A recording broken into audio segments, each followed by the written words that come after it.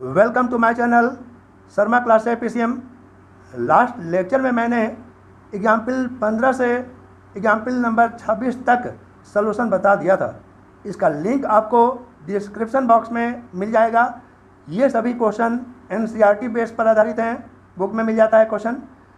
अब हम लोग एक्सरसाइज 1.3 में फलन का संयोजन के अंतर्गत व्युत्क्रमणीय फलन मतलब इन्वर्टिबल फंक्शन पर विचार करेंगे। चलिए देखते हैं, इसकी परिभाषा नंबर 9 आपके सामने है।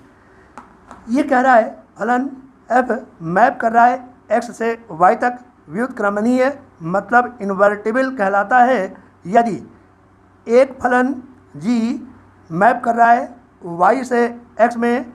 इसका स्थिति इस प्रकार है कि GOF इक्वल टू IX तथा FOG इक्वल टू IY है। ठीक, फलन g को फलन f का प्रतिलोम कहते हैं और इसे f इन्वर्स के द्वारा प्रदर्शित करते हैं। ये तो आपको तभी समझ में आएगा यह डेफिनेशन जब इससे संबंधित एग्जाम्पल आपको बता दिया जाएगा। फिलहाल इस चैप्टर में या इस टॉपिक में, इस वीडियो में हम लोग इन्वर्टिबल फंक्शन को ही डिफाइन करने वाले हैं, तो वहाँ पर ज़्यादा क्लियर होगा। डेफिनेशन बाद में आपको याद रखना है या समझना है, पहले इसका एग्जाम्पल पर विचार करेंगे। चलिए पहले रिमार्क में कुछ अलग से बात बता रहे हैं, वो भी देख लीजिए। यदि फलन f व्युत्क्रमणीय है तो f अवश्य ही एकाकी तथा आच्छादक होता है, ये चीज़ ध्यान रखिएगा। और इसके विपरीत यदि f एकाकी तथा आच्छादक है तो f अवश्य ही व्युत्क्रमणीय होता है, ये चीज़ अलग से आपको याद रखना है। कहने का मतलब क्या हुआ कि यदि सेट A, सेट B और सेट C के अंतर्गत अगर A में एलिमेंट x हो, B में एलिमेंट y हो और C में एलिमेंट z हो, तो function of x equal to y और फंक्शन ऑफ gy, याद रखिएगा, gy इक्वल टू z हो। क्यों ऐसा हुआ जरा समझ लीजिए। क्योंकि A को B से फलन f के द्वारा लिंक किया गया है और B को C से लिंक किया जाने वाला फंक्शन g है।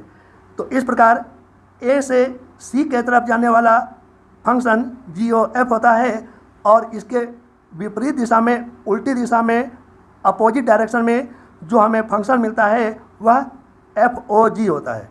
ठीक, अब देख लीजिए, यही चीज़ हम बताने वाले हैं इन्वर्टिबल यानी कि व्युत्क्रमणीय फलन के विषय में, इसको हमें समझना है। तो इससे और अच्छा एग्जाम्पल कोई हो भी नहीं सकता। जरा इस एग्जाम्पल नंबर 23 को देखिए जो एनसीईआरटी बुक के अंतर्गत है। मान लीजिए कि f नेचुरल नंबर से सेट y में कोई फलन है जबकि function of x equal to 4x plus 3 given है। ठीक, इसके द्वारा परिभाषित एक फलन है जहाँ set y equal to y belongs to natural number तथा स्मॉल y इक्वल टू क्या है यहाँ पर 4x प्लस 3 किसी x belongs to natural number के लिए, ध्यान रखिएगा ये कैपिटल Y सेट के लिए है। तो हमें सिद्ध करना है कि यहाँ पर f व्युत्क्रमणीय है मतलब इन्वर्टिबल है। प्रतिलोम फलन भी ज्ञात कीजिए, मतलब हमें क्या ज्ञात करना है, f इन्वर्स ज्ञात करना है, ये चीज़ ध्यान रखिएगा। इसके लिए पहले तो ये चेक कर लीजिए कि गिवन क्या है, y equal to function of x equal to 4x plus 3। इतनी तो बात समझ में आ गई। इसके लिए f है नेचुरल नंबर से सेट y की तरफ, इस कंडीशन के अकॉर्डिंग। ठीक, तो function of x equal to given, function of x को y कहते हैं पहले से आप जानते हैं। तो implies that y equal to 4x minus plus 3, इस 3 को इधर ले जाइए तो y minus 3 equal to 4x। हमें केवल x चाहिए, तो x इक्वल टू क्या होगा ये दिखाई दे रहा है।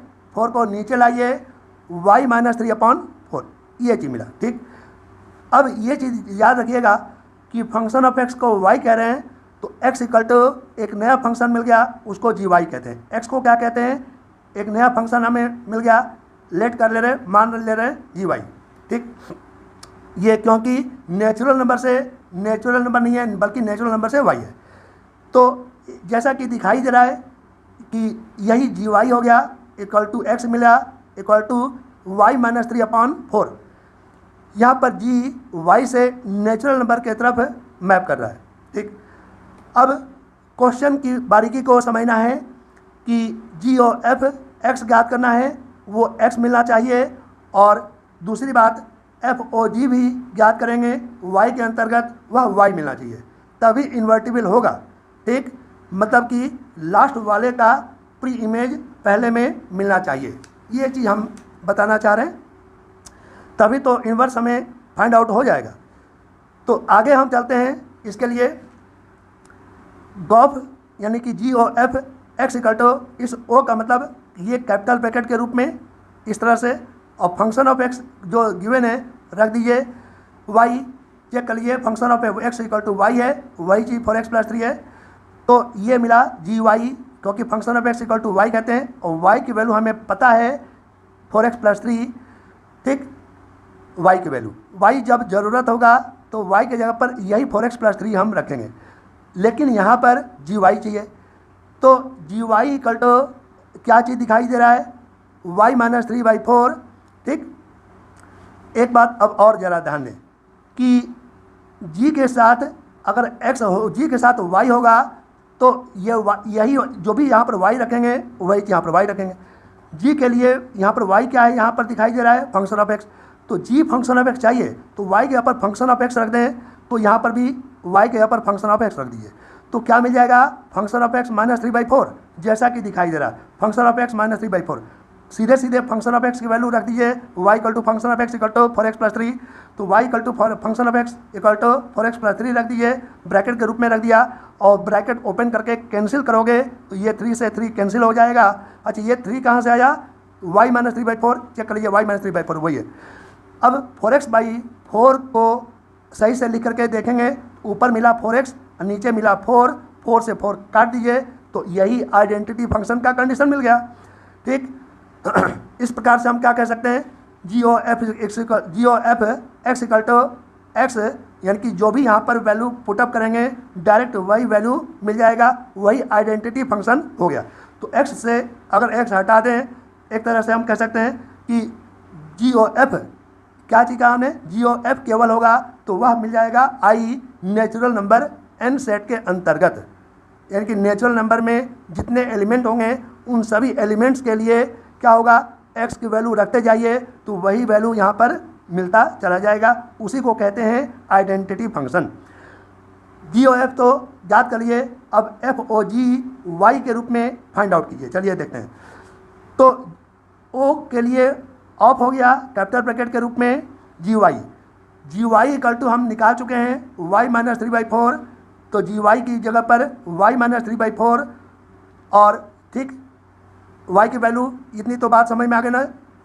अब यहाँ पर क्या करना है, +3 है, ठीक है ना, जी वाई वाले में यहाँ पर जो दिखाई दे रहा है, यहाँ पर ये y भी है, और आगे बढ़ा कर देख लीजिए y की है ना, तो यहाँ पर +3 भी है, यहाँ से आपको ये दिखाई दे रहा है, तो इस प्रकार से 4 तो अलग से दिखाई दे रहा है, यहाँ पर जी वाई की वैल्यू रख दिया, और +3 है यहाँ पर। अब क्या करोगे, 4 से 4 को कैंसिल कर दो, तो इस प्रकार से हमें मिला 3 से 3 को कैंसिल करने के बाद y मिल गया कि नहीं। अब यहाँ पर क्या देख रहे हैं कि जो सेट y गिवन है, उस सेट y के एलिमेंट कुछ भी रखोगे वही एलिमेंट यहाँ पर मिल जाएगा। ठीक, इतनी तो बात समझ में आ गई ना। तो इस प्रकार से हम कह सकते हैं कि f o g equal to I set y के अंतर्गत, तो वही चीज़ तो हमने लिख दिया। अतः g o f equal to I natural number element के लिए तथा f o g equal to I y मतलब सेट y के एलिमेंट के लिए। इतनी तो बात समझ में आ गई। अतः एफ व्युत्क्रमणीय है, इन दोनों कंडीशन को देख करके हमें पता चल चुका है। इस प्रकार हम कह सकते हैं g equal to f inverse, हमें ये g का इनवर्स प्रतिलोम हमें याद करना, f का प्रतिलोम f इनवर्स होता है, वही हम g मान करके लिखे हुए हैं g equal to f inverse. यही हमें से इसमें f inverse x equal to क्या मिला, x -3/4, यही चीज़ प्राप्त होता है। अब देखिए आपके सामने है, अब एग्जाम्पल नंबर 24, इसमें मान लीजिए कि y equal to n² such that small n belongs to natural number. ठीक, और ये सबसेट है नेचुरल नंबर के लिए।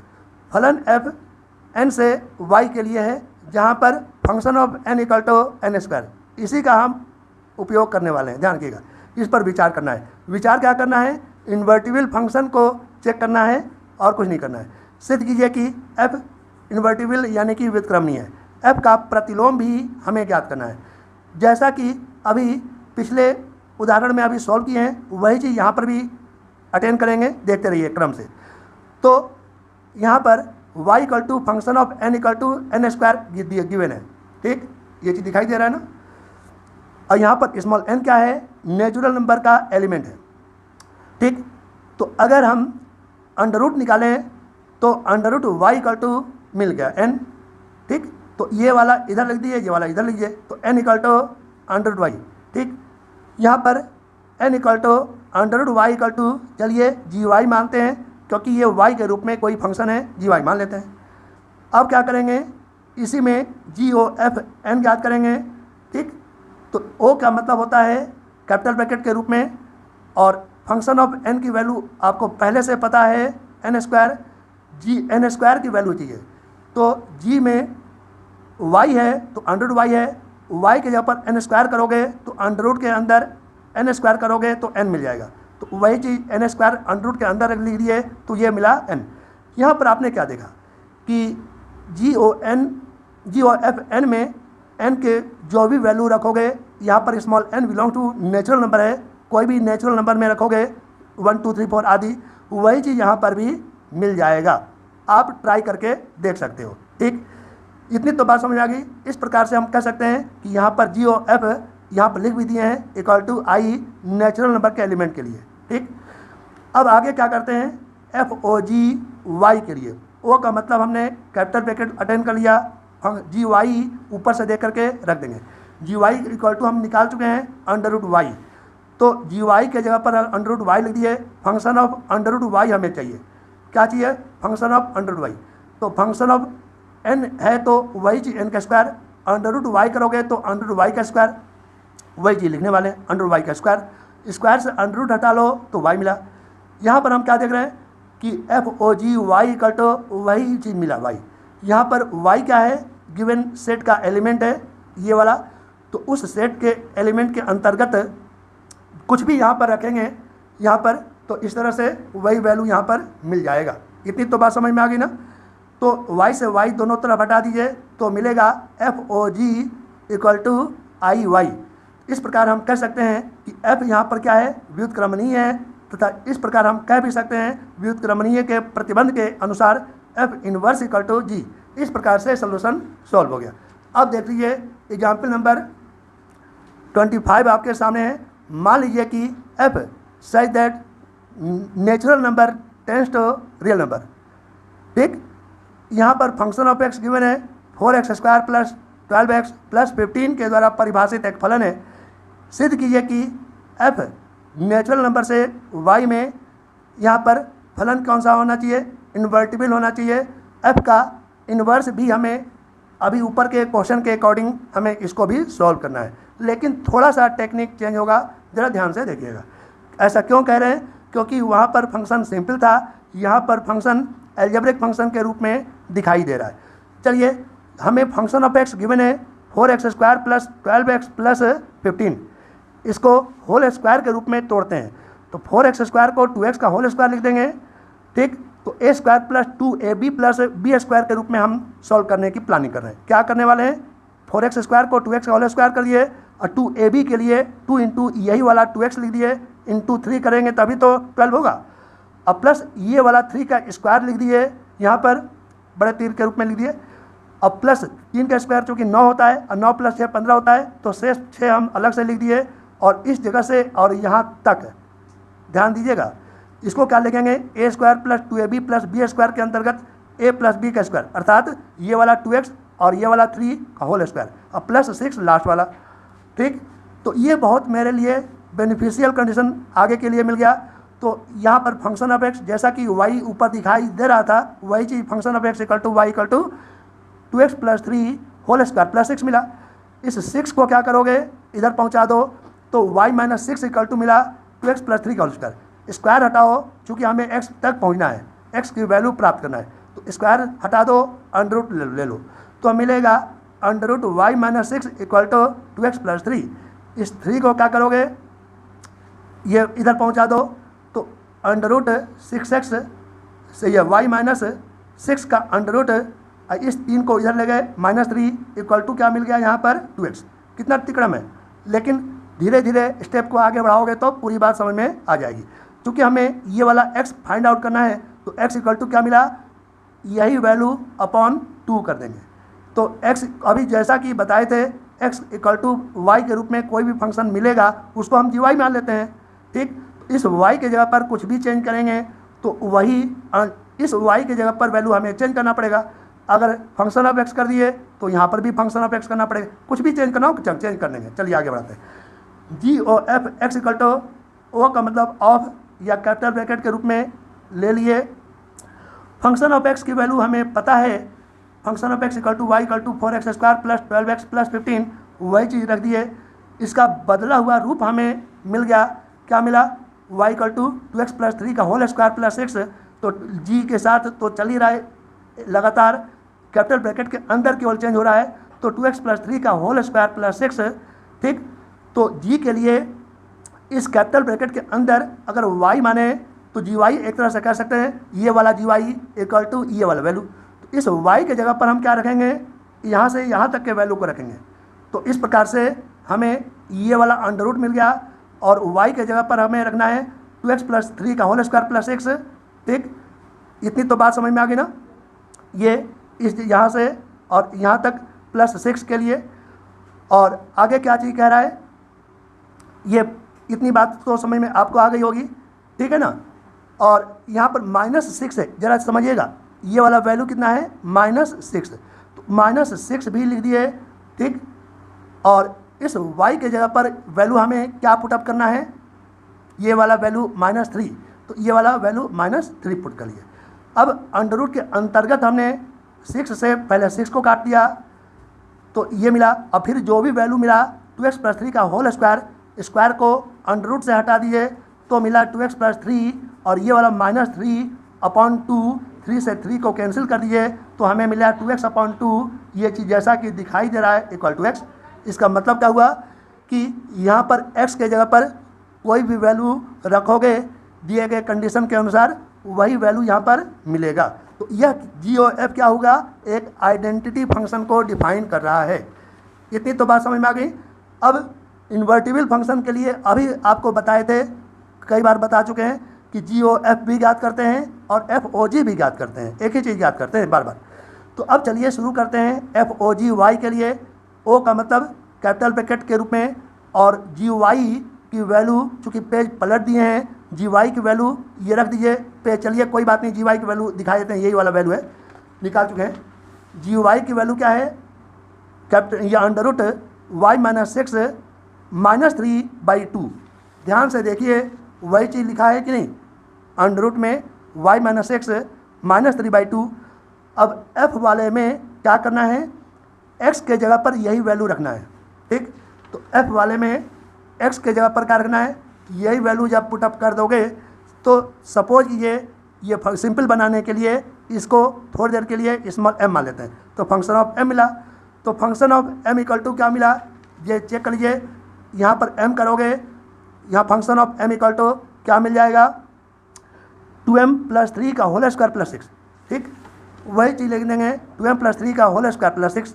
ठीक, अब यहाँ पर m की वैल्यू लिखें और ये है यहाँ पर आपका f। ठीक, अब f वाले में वैल्यू को पुट कर दीजिए m के जगह पर, जो वैल्यू दिखाई दे रहा है ये वाला वैल्यू कैपिटल ब्रैकेट के अंदर वाला, तो m के केवल जगह पर ही पुट करना है ये वाला वैल्यू। ठीक, तो इस तरह से 2 से ये 2 कैंसिल हो गया, और यहाँ पर अगर ब्रैकेट को ओपन करोगे तो -3 से +3 कैंसिल होगा, स्क्वायर से अंडर रूट कैंसिल होगा। एक एक करके स्टेप को आगे बढ़ाते हुए देखें, 3 से 3 को कैंसिल कर दिया, स्क्वायर से अंडर रूट को कैंसिल कर दिया जैसा कि दिखाई दे रहा है। अंत में y माइनस 6, और ये वाला प्लस में 6 है, 6 को 6 से काट दीजिए तो y मिला। इस प्रकार से हम क्या देखते हैं कि इस y के वैल्यू को जो भी अटेंड करना चाहेंगे वही चीज़ यहाँ पर मिल जाएगा। तो इस प्रकार f o g y equal to y, इस प्रकार से हम कह सकते हैं कि g o f equal to ये आइडेंटिटी फंक्शन हो गया किस सेट के लिए, नेचुरल नंबर के सेट के लिए, और एफ ओ जी हमें गिवन एस के लिए यहाँ पर सेट मिल गया। इसका तात्पर्य है कि एफ इनवर्स इक्वल टू जी हो जाएगा तथा एफ यहाँ पर इन्वर्टिबल यानी कि व्युत्क्रमणीय है। ठीक, इतनी तो बात समझ में आ गई ना। यही चीज़ हम यहाँ पर लिख भी चुके हैं एग्जाम्पल नंबर 26 और एग्जाम्पल नंबर 26-7 में, इसके पिछले वीडियो में यही चीज़ बार बार बताने की हम कोशिश की है। अब देखिए एग्जाम्पल नंबर 28 में भी हमें क्या करना है। यहाँ पर मान लीजिए कि एस इक्वल टू क्या चीज़ गिवन है, 1 2 3 सेट के एलिमेंट के रूप में निर्धारित करना है कि क्या नीचे परिभाषित फलन एफ एस से एस तक, ये वाला एस से एस तक के प्रतिलोम फलन है, क्वेश्चन मार्क है। एफ इनवर्स भी ज्ञात करना है, जबकि एफ इनवर्स का स्थित हो, किसी चीज़ का स्थित होगा वही चीज़ तो फाइंड आउट होगा। चलिए इसमें दो पार्ट हैं, फर्स्ट पार्ट को ए मानते हैं और सेकंड पार्ट को बी। क्वेश्चन नंबर 28, तो 28 का फर्स्ट पार्ट को 28 ए कर दे रहे हैं, 28 के सेकंड पार्ट को 28 बी के नाम से हम देख रहे हैं। चलिए यहाँ पर क्या चीज़ दिखाई दे रहा है, एस से एस के लिए तो फलन हमें गिवन है एफ इक्वल टू 1,1 2,2 3,3। ये ए पार्ट में क्वेश्चन है, ये सॉल्यूशन मत समझ लेना। 28 के ए पार्ट में है और 28 के बी पार्ट में चेंज हो गया फिर से ये फंक्शन। ठीक, तो ये 28 के ए पार्ट में ये जो फंक्शन है यहाँ एफ एकाकी आच्छादी है। क्यों? क्योंकि x के 1 के लिए y इक्वल टू 1, 1 के लिए 1, x के 2 के लिए y इक्वल टू 2, 2 के लिए 2, x के 3 के लिए y इक्वल टू 3, ये वाला 3 के 3। तो इस प्रकार से हम क्या देख रहे हैं कि इस s के एलिमेंट का इस वाले में टोटल इमेज है, अर्थात एक एक एलिमेंट प्राप्त होने के कारण हम कह सकते हैं कि हम एरो इसलिए ये वाला नहीं बना रहे हैं क्योंकि इसमें इसका इमेज ये और इसका प्री इमेज इधर भी हो गया। प्री इमेज को दिखाने के चक्कर में एरो बनाए नहीं है, ध्यान रखिएगा। तो इस प्रकार से हम क्या देख रहे हैं, इसका टोटल इमेज इधर है अर्थात टोटल फंक्शन एकाकी है और इसके टोटल एलिमेंट का प्री इमेज इधर दिखाई दे रहा है, इसका मतलब आच्छादी है। दोनों कंडीशन को अटेंड करते हुए हम कह सकते हैं कि यह एफ एकाकी आच्छादी है, दोनों चीज़ है। इस प्रकार से हम कह सकते हैं कि एफ यहाँ पर व्युत्क्रमणीय है। इस प्रकार हम कह सकते हैं कि एफ का प्रतिलोम एफ इनवर्स क्या होगा, 1 1 का ये वाला 1 1 उल्टा, इस 2 का 2 के साथ, इस 3 का 3 के साथ, तो एक ही जैसा तो दिखाई दे रहा है। इस प्रकार से हमें दिखाई दे रहा है कि एफ इनवर्स भी यहाँ पर कि क्या हो गया, एक तरह से एफ ही हो गया। ये आपका आंसर हो गया। 28 के बी पार्ट में जरा चेक करके देखते हैं। यहाँ पर ये कह रहा है कि एफ इक्वल टू ये 1 का जो इमेज है वह 2 है। क्वेश्चन दिया हुआ है, ध्यान रखिएगा। ये 2 का 3 से लिंक है और 2 का 1 से लिंक है और 3 का 1 से लिंक है। ठीक, तो x इक्वल टू 1 रखेंगे तो y इक्वल टू 2 मिला, x इक्वल टू 2 रखेंगे तो y इक्वल टू 1 मिला, x इक्वल टू 3 रखेंगे तो y इक्वल टू 1 मिला। यहाँ पर इस तरह से कंडीशन गिवन है। यहाँ पर ऐसे भी तो हम लिख सकते हैं फंक्शन ऑफ 1 इक्वल टू 2। ठीक, ये यहाँ पर इस तरह, इतनी तो बात समझ में आ गई ना। ये यहाँ पर देख लीजिए जरा, एक बात बताइए, function of 2 equal to 1, function of 3 equal to 1, इतनी तो बात समझ आ गई। लेकिन इसके विषय में आपसे हम विशेष बात बोलना चाहते हैं कि फंक्शन ऑफ 2 इक्वल टू 1 भी है, फंक्शन ऑफ 3 बराबर भी 1 है। वही चीज़ लिख दिया, फंक्शन ऑफ 2 इक्वल टू 1 और फंक्शन ऑफ 3 इक्वल टू 1, यानी कि function of x1 equal to function of x2 हो गया। लेकिन x1 इक्वल टू x2 नहीं है, क्या कहा हमने, function of 2 equal to function of 3 हो गया, लेकिन ये 2 इक्वल टू 3 नहीं है। इसका मतलब एक और ये बाई गिवन डेफिनेशन, मैंने कि परिभाषा एकाकी के परिभाषा के अनुसार यहाँ पर f एकाकी है ही नहीं। इस प्रकार हम कह सकते हैं कि f जब एकाकी नहीं होगा तो f व्युत्क्रमणीय भी नहीं होगा। ठीक, इतनी जरा ध्यान रखिएगा। एक बात बताइए, अगर इसका मान हम लिखने की भी अब कोशिश करें, जरा ट्राई करके देखते हैं कि 1 का 2, 2 का 3, 2 का 1 और 3 का 1, तो f इनवर्स इसका क्या लिख सकते हैं, जरा चेक करके देख लीजिए। उल्टा अपोजिट, 2 का 1 लिख दिया, 1 का 2 लिख दिया और 1 का 3 लिख दिया, ये f इनवर्स हो गया। लेकिन ये क्यों गलत है, क्योंकि x इक्वल टू 1 और x इक्वल टू 1 ये y के लिए दो प्री इमेज नहीं होना चाहिए।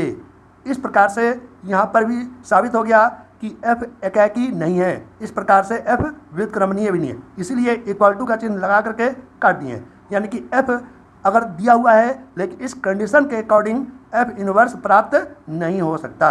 अब इसी 28 का तीसरा पार्ट भी गिवन है। क्या गिवन है 28 के सी पार्ट में?